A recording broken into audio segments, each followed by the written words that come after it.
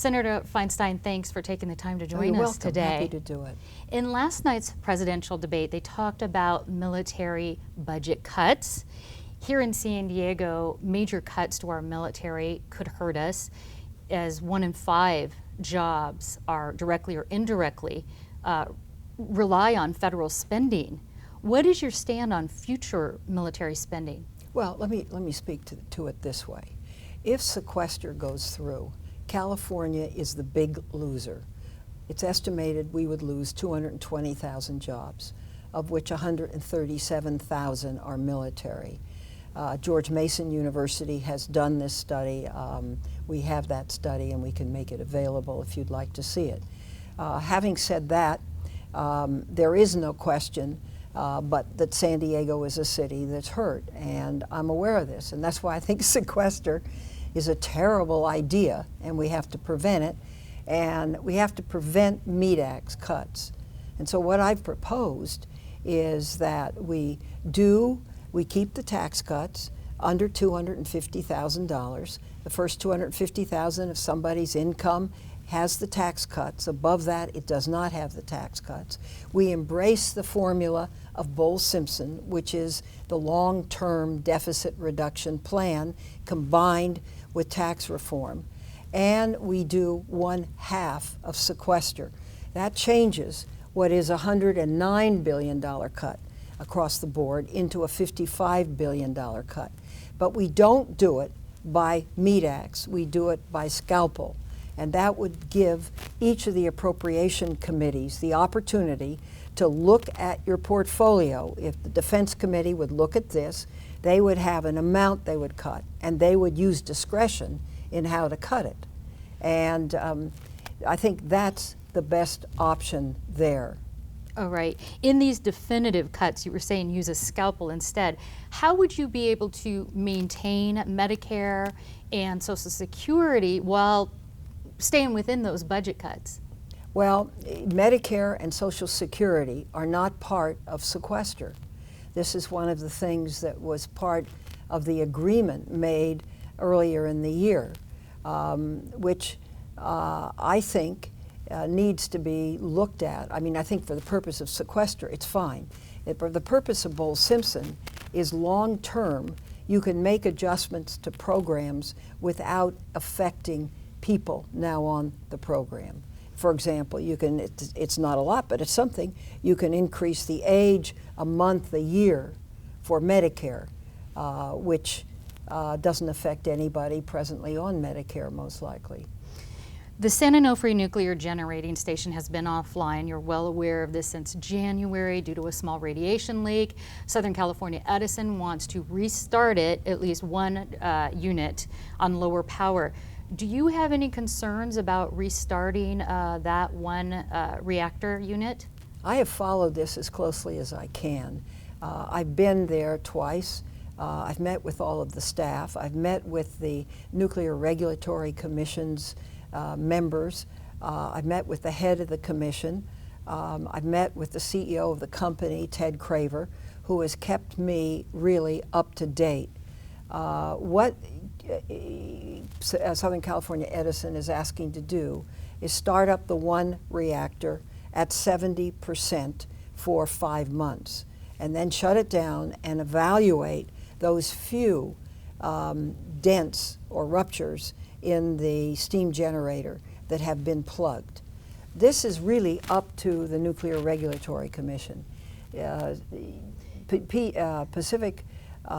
Southern California Edison, excuse me, will not proceed and cannot proceed without the specific assent of the NRC.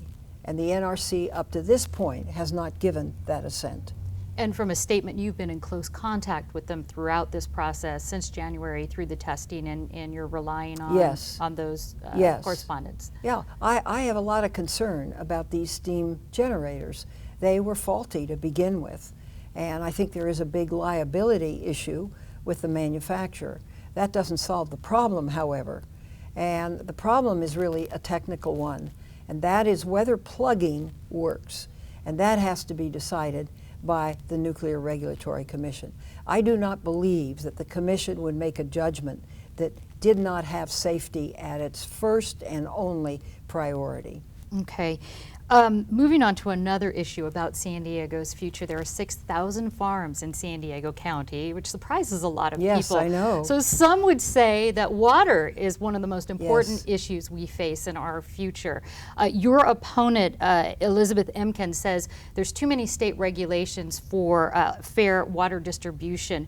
Do you agree with her, and how would you improve California's water delivery and storage systems? Well, I have no clue what she means about that.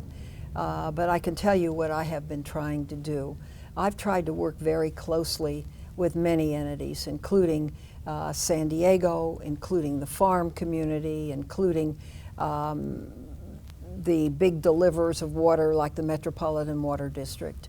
And I believe that we have to build more storage for water from the wet years, to hold that water for the dry years.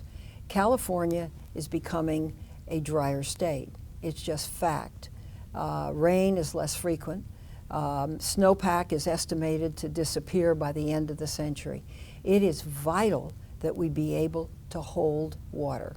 It is vital that we be able to get desalination, to a point where by acre foot it is commercially viable. And Poseidon here has a project, and that is moving along, and I have supported that project. The problem with it is it's expensive, and the key is to get the acre-foot cost of desal water down.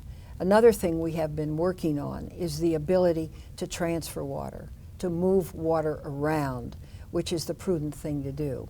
But our infrastructure, our water infrastructure was built when we were a state of 16 million people. We're now 37 million people, going on to 38 million people, and we've got the same water infrastructure. So it seems to me the addition of storage, at-ground storage of water from wet years is really most important. We've talked about a lot of issues here today, but I do want to bring up this. You were recently quoted in the San Francisco Chronicle as saying, quote, "You think your greatest strength is finding solution where there is opposing sides." You've been called a bridge builder by both sides of the aisle. What is the most pressing issue, if you could name one, partisan issue that you would like to build a bridge for and solve if you were reelected? It's immigration reform. I really believe that. That's one of them. I wouldn't say it's the most partisan. Well, it is the most partisan, that's no question. But cybersecurity is another one. Cybersecurity is partisan. It's Yeah, something that you need to yes, sort of... Yes. We did not have 60 votes to move ahead with a cybersecurity bill, which is vital to the security of this nation. And we're trying right now with the part of the bill that I had something to do with, which is the information sharing part, to work with the House Intelligence Committee to see if we can make it more to their liking and then pick up some votes in the process. And what about immigration, briefly? Well, immigration, we have a very broken immigration system. And I've had a bill for 10 years now to bring farm labor a consistent supply of labor. The fact of the matter is, it's all undocumented, and it's not unskilled, it's skilled. But the only people who will do this work are those who are undocumented. And I've had a devil of a time to get it through. So I am very hopeful that there will be a breakthrough, that we will be able to pass that we will be able to take the people that live in the shadows today and bring them out of the shadows and give them a workability in terms of some form. It wouldn't be a green card originally, but some form of card that allows them to work legally in this country. Okay. Is there anything you would like to tell San Diegans in particular? Well, I would like to tell San Diegans what a great city you have. I mean, I remember as a small child coming here, and the only thing was El Cortez Hotel on a little hill, and then there was virtually nothing except nondescript buildings around it.